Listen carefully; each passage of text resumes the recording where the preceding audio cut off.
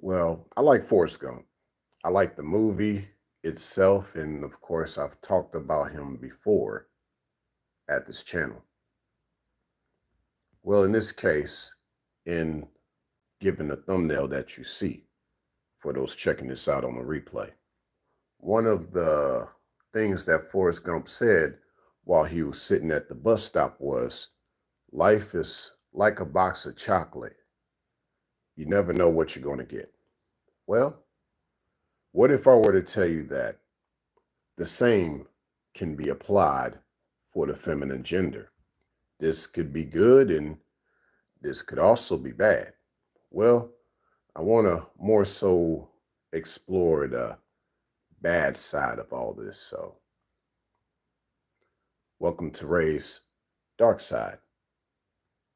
Now, of course, at this channel, when I speak on women, like with the title, like the title itself of this video, women are a box of chocolate. Now, obviously, this isn't all women. Here I make the difference between a female and a woman. So, in essence, what I really mean to say is that regarding the feminine, they are a box of chocolate. But yeah, with typical females, you really don't know what you're going to get on the bad side. And with real women, you never really know what you're going to get on the good side, given the things that they'll do for you as a man, the things that they'll show you, the ways that they'll love you. But yeah, getting back to the dark side of a lot of these typical females that aren't trying to be a real woman in a man's life.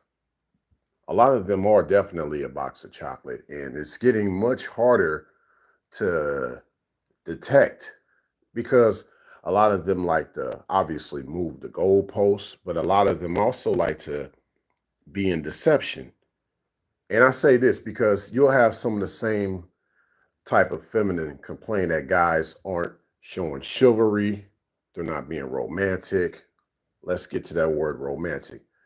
It's kind of hard for him to be romantic when he never knew what he was going to get with you.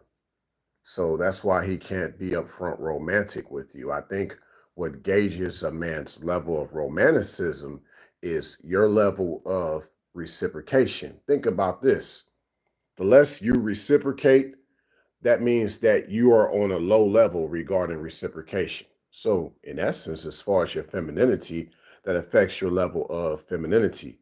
You have a low reciprocal level, you actually have a low level of femininity.